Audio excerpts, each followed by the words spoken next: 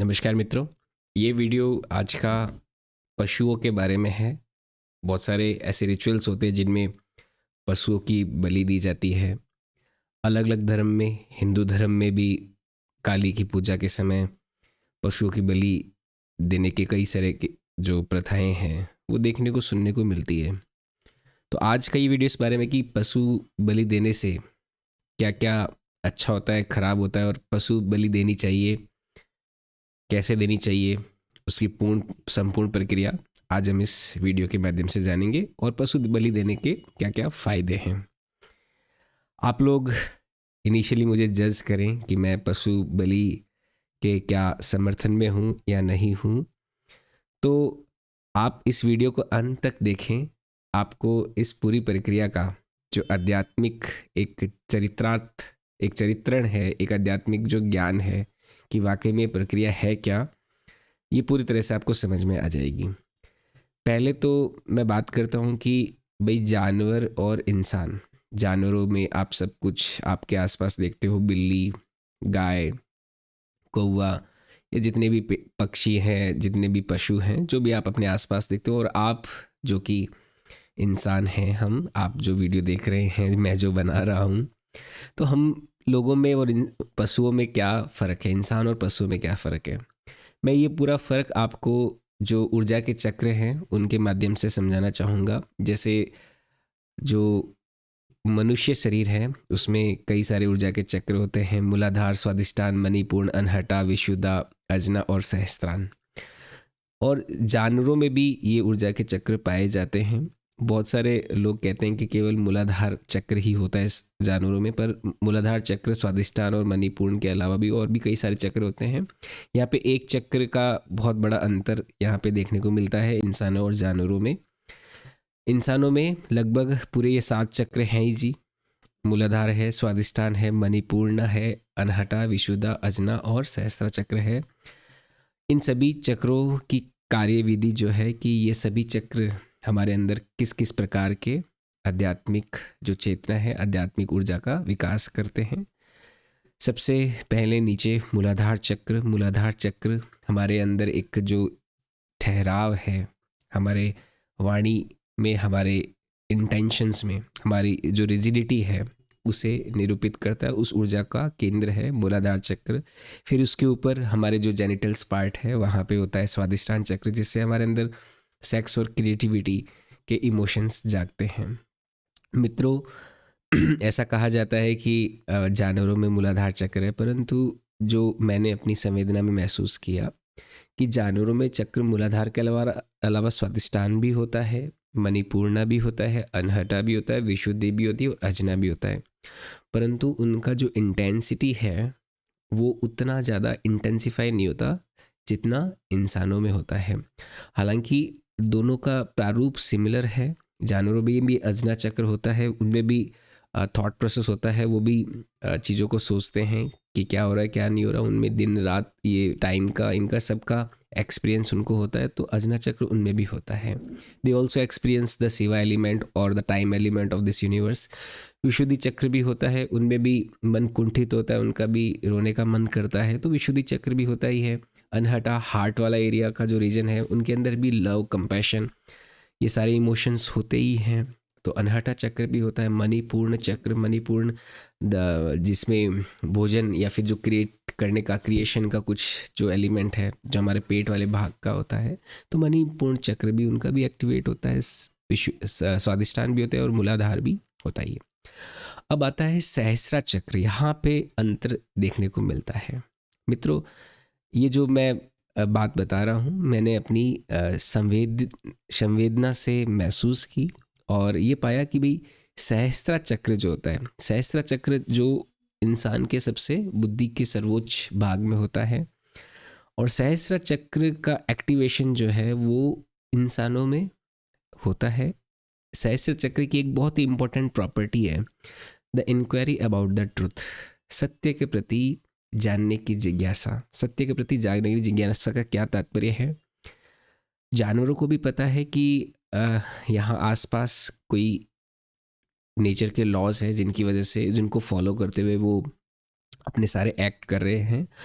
Just simple observation से देखिए कि जानवर को भी पता है कि ग्रेविटेशन है, उसी हिसाब से वो अपने दिन के क्रियाकलाप कर रहा है। लेकिन इंसान और जानवर में फ़र्क क्या आ जाता है कि इंसान सोचता है कि ग्रेविटेशन कैसे है, कहाँ से आया, इसका बेसिक बिहेवियर क्या है।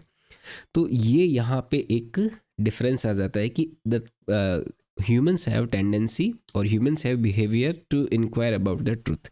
सत्य के प्रति प्रश्न को उठाना कि वो सत्य है तो क्यों है ना। जो भी प्रकृति के जो नियम है, हम हमारे अपने अस्तित्व के प्रति भी प्रश्न उठाते हैं कि भाई हम हैं क्यों, हमारा अस्तित्व क्या है, हमारा सोर्स ऑफ ओरिजिन क्या है। But the animals have not that tendency, उनके पास ये टेंडेंसी नहीं होती, बहुत ही कम होती है।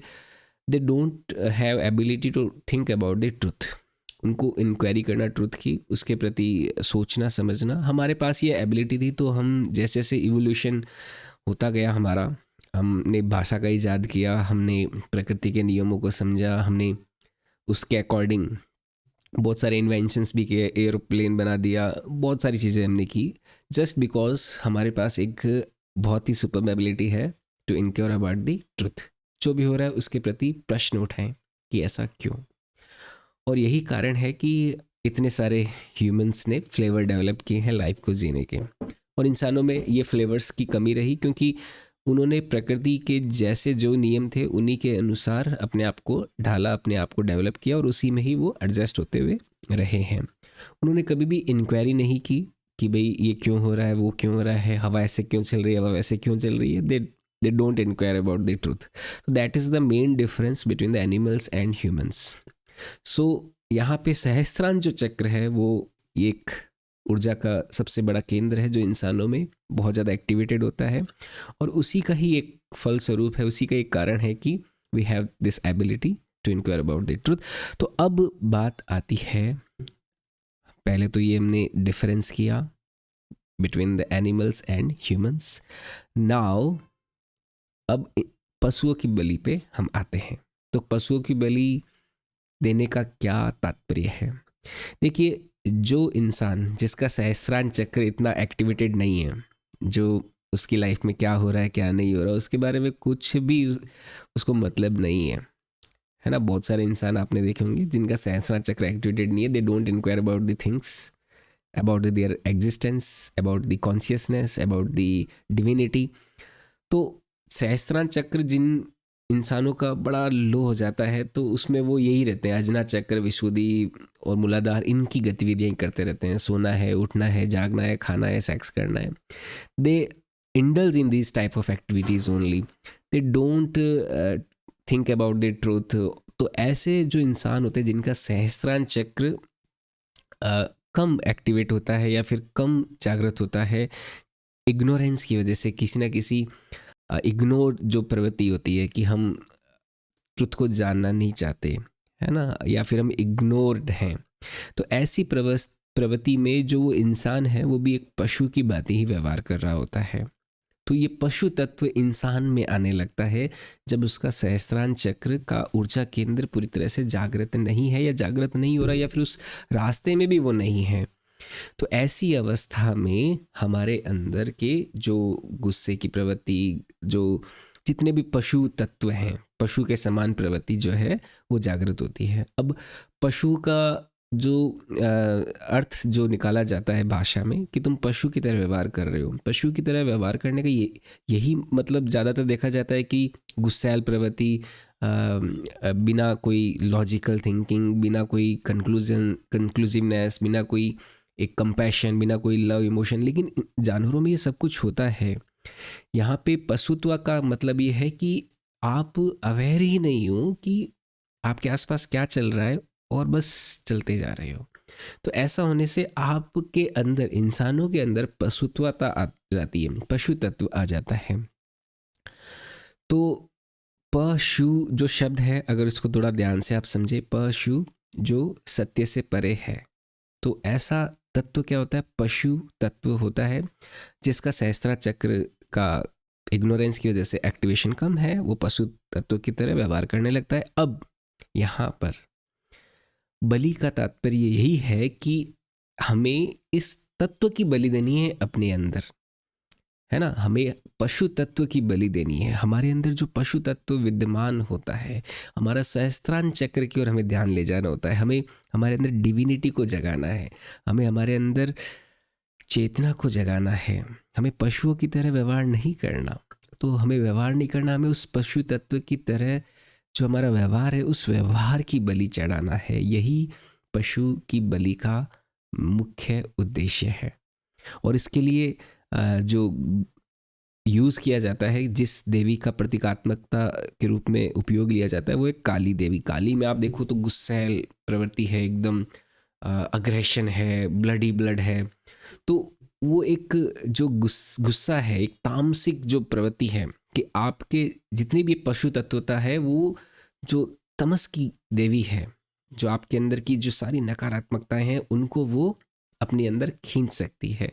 आप जब उनको नमन करते हो और उनसे एक सरेंडरनेस के भाव से, है ना, एक भक्त के भाव से उनके आगे नमन करते हो, तो वो आपके सारे पशु तत्वों की बलि दे देती है, वो उनका हरण कर लेती है। तो इसलिए, क्योंकि देखो आप इस बात को लॉजिकली समझिए कि आपको कौन हराएगा, आपसे ज़्यादा शक्तिशाली। तो जो गॉडेस ऑफ काली है उनके अंदर ये जो क्वालिटीज़ है, जो तमस गुण है, वो हाईएस्ट ऑर्डर का है। तो उस वजह से वो आपके इन सभी गुणों को हर लेती है। तो यही है पशु की बलि देने का वास्तविक अर्थ। तो इस अर्थ को अगर आप समझते हैं तो बिल्कुल, अब पशु जो है वो नहीं है जानवर। जानवर भी कई तरह के होते हैं इसमें, अब है ना, तो उनमें पशु तत्वता ही पूरी तरह से वैसे नहीं कि वो सारी अग्रेसिव होते हैं। They are very loving, caring, उनमें भी बहुत प्रेम के भाव होते हैं, उनमें भी दुख के भाव होते हैं, हर तरह के इमोशन उनमें भी होते हैं जैसे अपने अंदर होते हैं। एक छोटा सा डिफरेंस है, माइल्यूट सा, बहुत ज़्यादा भी बड़ा डिफरेंस नहीं है। बहुत सारे कहते हैं कि उनमें केवल मूलाधार स्वादिष्टान चक्र होता है, ऐसा नहीं है, केवल सहस्त्रांश चक्र का ही अंतर है, और वो भी पूर्ण रूप से नहीं, कुछ एक बिंदुओं के रूप में। और वही हमें डिफरेंस में ले आती है जो जानवर है और जो इंसान है। और इंसान में अगर उस चक्र का जागरण कम है तो इंसान भी पशु तत्व की ओर इंक्लाइंड होने लगता है। उसे वो भी अपना जीवन बिना किसी औचित्य के, बिना किसी मकसद के, बिना किसी एक अच्छे आध्यात्मिक उत्सव के रूप में नहीं जी पाता। तो वो एक पशुत्वता ही है, केवल खाना खाया, सो गए, सेक्स के प्रति थॉट्स आ रहे हैं, सेक्स सेक्स सेक्स चल रहा है दिमाग में, है ना, अपने लाइफ में ये चाहिए वो चाहिए वो चाहिए, डिजायर्स के प्रति आप एक्ट कर रहे हो। तो हमें हमारे उस व्यवहार की बलि देनी होती है। यही पशु बलि का मुख्य उद्देश्य होता है। अब होता ये है ना कि भाई किसी बुद्ध पुरुष ने, महात्मा जी ने, उन्होंने ये बात बोली, परंतु कई सदियों में, कई सालों में जैसे जैसे ये ज्ञान आगे बढ़ता है तो ज्ञान में लोग अपने अपने हिसाब से, अपने सहूलियत के हिसाब से परिवर्तन करते रहते हैं। क्योंकि आध्यात्मिक एक बहुत ही ट्रिकी विषय है। अब आंखें बंद करके ध्यान लगाते हैं, कईयों का ध्यान लगता है, कईयों का नहीं लगता। अब जिनका नहीं लगा होगा, जिनमें रजस तमस बहुत ज़्यादा था, सत्वा कम था उनका, तो उन्होंने इस बात को ऐसे ले लिया कि चलो पशु बलि बाहर ही दे देते हैं। और थोड़ा सा उनको ऐसे मार काटने में इंटरेस्ट था होगा ही, तो उन्होंने ये ट्रेंड चला दिया। अब ट्रेंड चल पड़ा तो चल पड़ा। लेकिन आप खुद संवेदनशील अगर हो जाते हैं मेडिटेशन के माध्यम से, ध्यान के माध्यम से, तो आप खुद समझेंगे कि भाई इसका वास्तविक तात्पर्य क्या है। तो साधना करते रहिए, अपनी ध्यान लगातार करते रहिए। आपकी संवेदना का जैसे जैसे विकास होगा, आप छोटे से छोटे, सूक्ष्म से सूक्ष्म बात के लिए जब संवेदनशील होंगे तो आपको ये सारी बातें क्लियर हो जाएगी। तो कोई भी अगर प्रश्न हो तो कमेंट सेक्शन में ज़रूर टिप्पणी देवें। कोई सवाल है तो ज़रूर पूछें। वीडियो के बारे में कोई अगर आपको अपना ओपिनियन देना है तो वो भी ज़रूर देवें। वीडियो अच्छा लगा हो तो लाइक भी कर सकते हैं, शेयर भी कर सकते हैं। बहुत बहुत धन्यवाद मित्रों। जय हिंद, जय भारत।